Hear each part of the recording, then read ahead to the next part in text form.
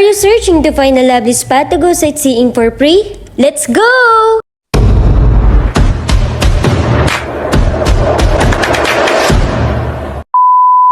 Hi mga B!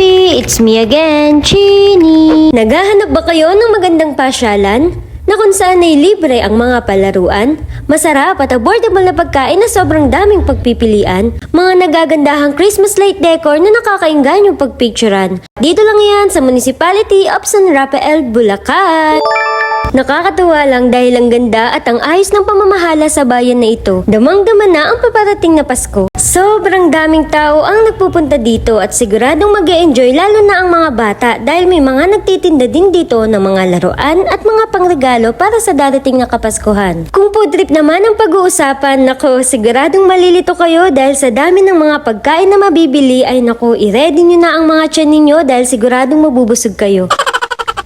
Meron din ditong ice cream, Jollibee na paborito ng lahat, milk tea, takoyaki, at sa banda dito ay meron ding donuts na talaga namang nakakatakam. Meron din scramble, okay king at pinipilahang sisling. Sulit na sulit ang pagpunta mo dito at mas maganda kung magdadala na rin kayo ng mga pangsapin dahil malamig ang simoy ng hangin habang nakatambay dito. Isama mo na rin ang mga friends, family at ang jowa mo.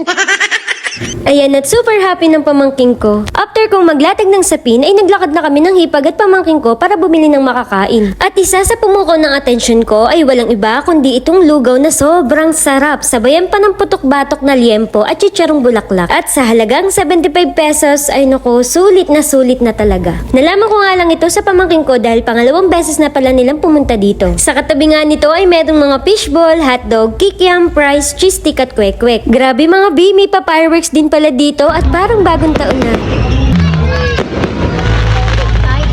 Mga B, hinay-hinay lang muna sa pagbili ha, dahil ang dami niyo pong makikita. Heto pa nga ang isa sa nakapuko ng atensyon ko. Nakakatawa kasing pagmasdan habang niluluto ni ate. At sa halagang 120 pesos, may ichigo cream ka na. Kung mahilig ka sa strawberry and whipped cream, ito na ang para sa'yo. For me, marirate ko to sa 8 out of 10. Heto at bumalik na kami sa pwesto namin at 8 PM ng anong mga oras na ito at kumain na rin kami ng mga kasama ko. Tara, kain po tayo. Sila nga pala ang mga pamangking ko. Siya nga pala ang nagsama sa akin dito kaya ko nalaman to kasama ang cute na pamangking ko. Ayan, at tamang kain nga lang kami. Tapos bigla ko ngang naalala na uwian ko ng bibingka si Love. 100 pesos nga po pala ang bibingka nila dito. At syempre, kapag merong bibingka, meron din po tubongbong. Syempre, hindi ko palalampasin ng kape. Nako, coffee is life at in fairness, 89 pesos lang ito pero masarap. Spanish latte nga pala ang in-order ko.